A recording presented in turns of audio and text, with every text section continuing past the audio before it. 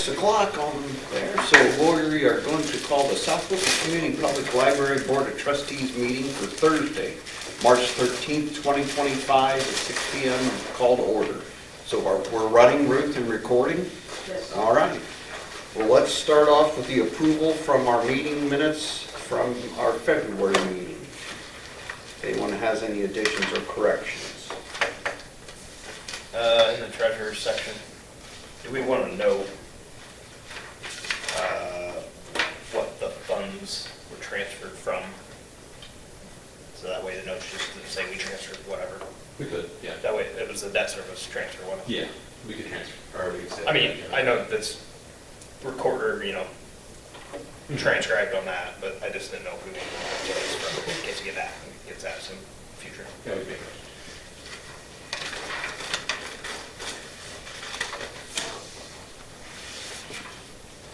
Under staff and library management bullet 2, is that the AFR we're referring to? No, that is, the AFR is for the SWCPL. Okay. The state library annual report has to do more with our circulation and stuff like that. Okay, and that's something you're submitting, right? Yeah. Okay, I just want to make sure Yeah. it's not something I forgot to submit. Yeah, no, you're good. Yeah, at the beginning of the year, we had 3 state reports that we have to do.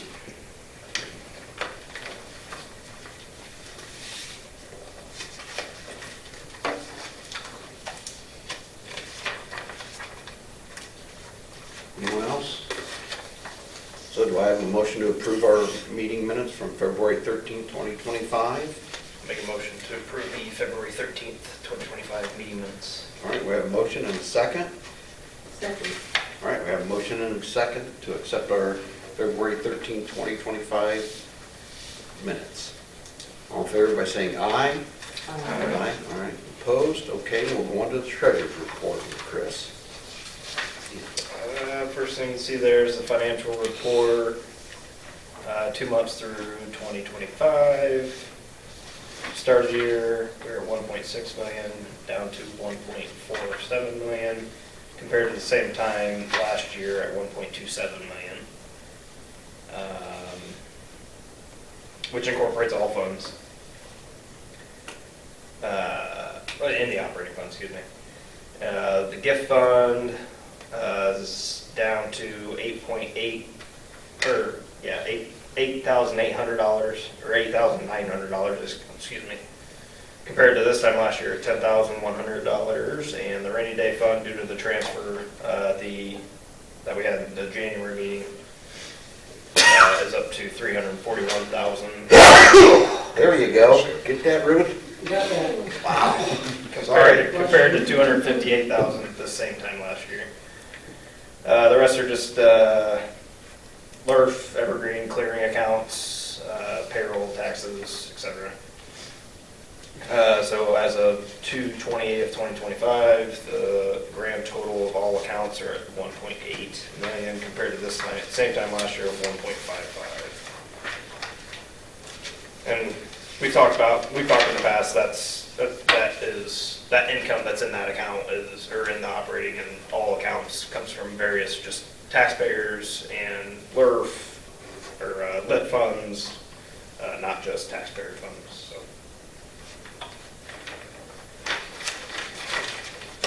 Appropriation report.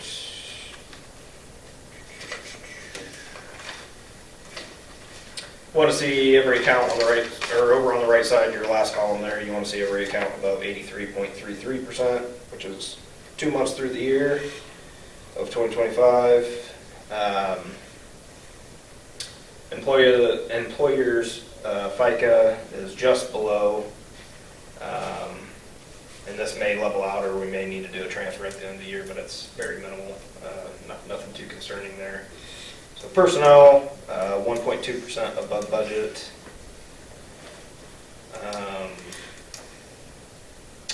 Let's see here, supplies, just about, everything in that section is within the 83.33%. So we're just shade below 9% above budget there. Category 3, you see other professional services, legal and technology. Due to one-time evergreen renewals and just other things that have been renewed for the first 2 months throughout the year, you'll see that one's just a little below. I think ABC, the ABC renewal came out, and World Archives. I think World Archive, ABC, I think there was Evergreen, and that was about 4,000 of it, just that. Yeah. Then there was something for Media and Digital Library. So it's just the yearly fees that come out of that account. Same rhetoric as it was last year. Gas is a little bit below, but that'll all hopefully normalize throughout the year, given that we're having some nicer days right now. The gas won't be used as much. We've had to turn the air conditioning on during the day because Yeah. it gets to 75 up there. Might think about turning the heater off in the breezeway right when you walk in. It's pretty hot right there. Okay. Publicity and marketing is also down to 77%, but that was due to the direct mailer that we sent out, I believe. Lastly, periodical and newspapers in category 4, capital outlays is also below where it needs to be, but that's just also due to the earlier renewals. But from a grand total, 2.4% above budget.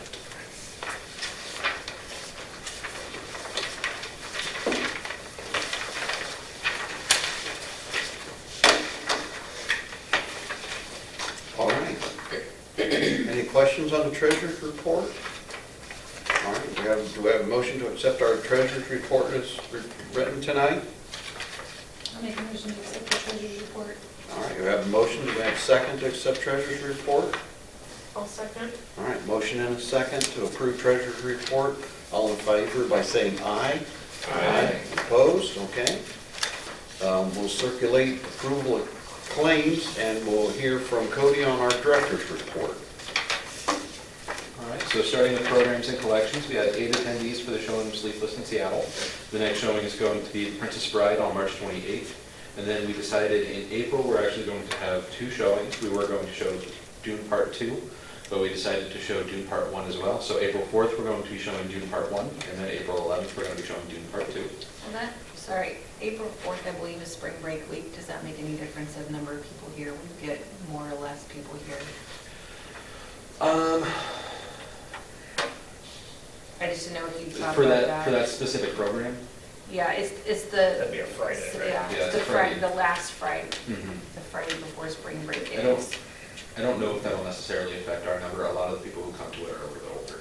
Okay, Yeah. And the original day that the movie would have fallen on was the Friday of the garage sale, which last year we had a movie on that day, and my wife was the only one that showed up. So I we just decided didn't- we wanted to move it around. You have 2 this year. Your wife and your daughter. True. yeah. I just didn't know if you wanted to come for part 2, they would miss part 1 if they were at spring yeah. break is more what I was getting at. We're also going to try to, we're planning on making a little display for part 1 to try to get that to circulate a little Okay. bit too. The AARP Tax Assistant Days were on February 15th and 1st. We helped a total of 32 people. We have another Assistance Day on March 15th. February 18th, we had 5 for a card game night. The next one's on March 18th. February 20th was bingo, and we had 20 people. The Made in South Whitley program had 15 attendees. On March 4th, we had 8 attendees for the game night. We were also able to bring in a few teams with this program. That was pretty nice. The next game night is going to be on April 8th. Depending on the weather, we may be doing some outside games. On March 5th, we had John Woodmansey from Purdue Extension come. He did a program on seed saving. We had 10 people come, and we were able to advertise the seed library and several of the items from the library of things. The Reading with My Snowies winter reading program ended on February 28th. We had a total of 227,971 minutes. Our initial goal was 100,000, and last year we recorded 48,000 minutes. So we were all pretty stoked with that. We considered it a pretty good success. And that was probably just getting the word out about it too, right? I mean, that was Mhm. a big chunk of it. Yeah, we got the word out about it. We were able to record minutes a little bit better using HeatStack because that people were able to use like a timer input the exact number of minutes that they read to be totally accurate. On March 11th, we had a 3D printing workshop to show people how to use the 3D printer. We had 8 people come.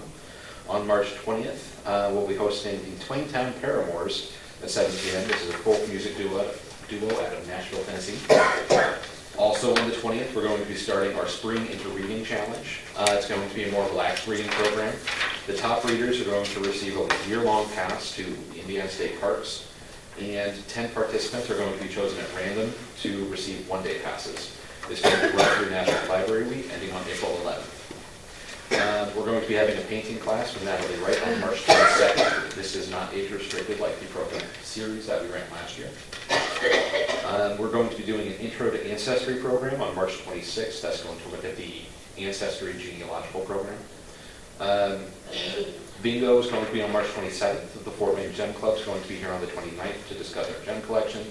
And Jen Engel has reported that our Storytime programs have been very successful lately, averaging about 15 participants. So that's more than we would usually have. So staff and library development, we completed and submitted the Indiana State Annual Report. Jen Engel and Andrea Pinuela, I'll say her last name very well. You nailed it. Cool. Attended the ILF Youth Conference on March 9th and 10th. I met with 2 members from the ILF Budget Task Force to discuss some of our ideas for their future budgeting and project spending. They said we seem to have a really good handle on what we're looking at, but their advice would be to kind of formalize some of our plans for the future projects. Have it in writing and stuff, so when we go to present at various things, then people know that we have a plan for what we're doing. We're not just slapdash. The response from the Directors Roundtable on the process for large facility projects was helpful. I had asked them the question of how you would go about asking for additional appropriations when you don't know what the bids are, but how do you get the bids when you don't know if you have the money? So the process that they outline and they have gone through is they contact an architect to lay out the scope of the project with an estimated cost. The cost estimate would be used to do an additional appropriation and get approval for that, and then after the appropriation is approved, we would then put out for bids.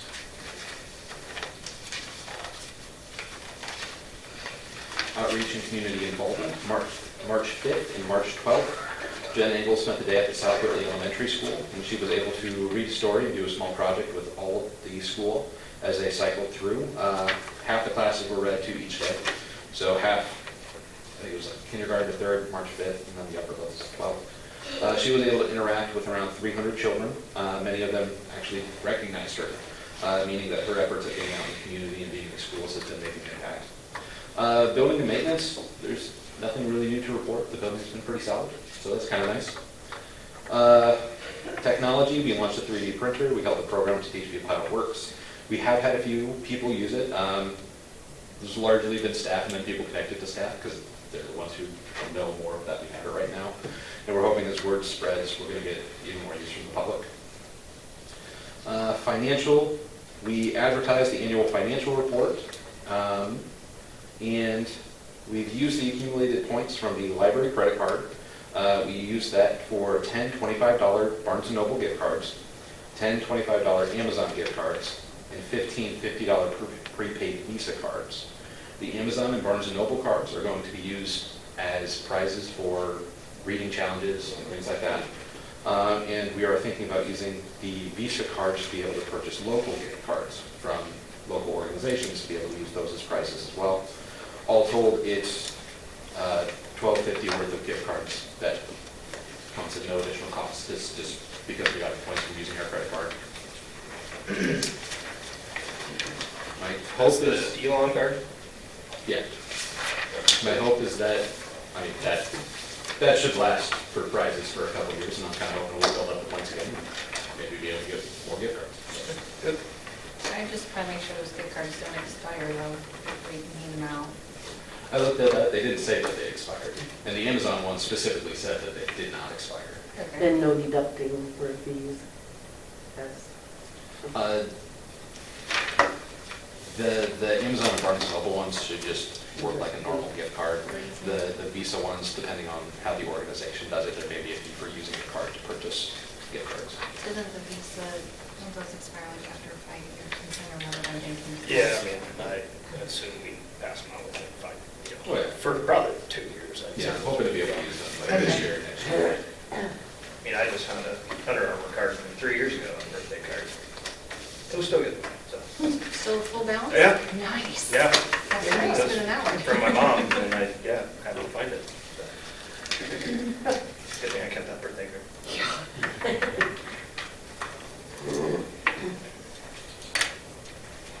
Okay. All right, any old business? All right, let's talk about our architect discussion. So that is, with that process, I had asked the building committee whether or not we wanted to go ahead and just start contacting, we were thinking SRKM, because they're the ones who worked with us on the expansion. Contact them or bring it to the board to see what the board thought about contacting the architect to move forward with like a certain project.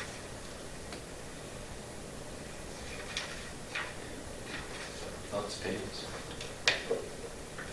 I hate bringing an architect in, but what was it, 50,000 was kind of like the ticket number that we had talked about, right about there, starts to get sticky, it just seems, yeah, from my world, I hate doing it, but under the circumstances, I don't really know what else we're gonna do, you know. And I think this is the way that we'll be able to actually get the cost estimate and then be able to go to the Yeah. county council, be able to ask for the additional appropriation. Remind me what this is for? The server, to move the server to Oh. the new room, potentially run the new lines and everything. That's a big deal. My only one question, I think we touched on this a little bit, is how many things are going to be going wireless? So I don't even know right now if we need to put the same infrastructure back that we have. Maybe we do, maybe we don't. You know, I know some things, obviously, you're gonna want them hardwired, but I don't know what you're not gonna want hardwired. So I would assume it'd be maybe a little bit less than what we have right now. I don't And know. though. we could talk with the architect about, there are some that we may not want to rewire, like there's one down in the floor here that never gets used, we wouldn't have to wire that, that would actually save a lot of difficulty. As far as going entirely wireless, I'm kind of concerned about that. Oh, I don't think that's a great idea. Okay, yeah. No, There's a lot of the internal walls that used to be external walls, and they kind of block some of the signal and stuff. Yeah. So, Do we have quite a few repeaters in here right now? That's what I asked too, and I thought you said there's 4 Okay. or more. between 4 and 6. I think there's only a couple down here. So we So really it's don't gonna have get any spotty. dead spots right now. Service can get kind of spotty back up in here. Okay. Yeah, I don't have any service for him, so. Yeah. Yeah, and 305. Honestly, we could probably use to add a couple more in the basement. But upstairs is pretty good.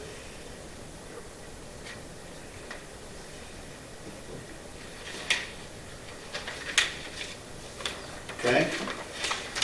All right. So do we want to move forward with contacting? Yeah, okay. Yeah, and just from a pure fact of going and asking for the appropriation and having an idea of what it's gonna cost, I think it goes back to your roundtable discussion that you had, right? A little bit, so. Plus Jeff, hopefully Jeff Comfort, I believe is his name. I think so. I mean, it's not gonna be the $1 million project over there, we're talking 50 grand, so his fees should not be anywhere near what they were, so.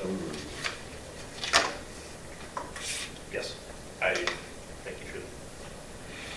Plus, they also should have the blueprints. Yeah. Yeah. And that was part of the build, was that room. Now it's just gonna be to finish it.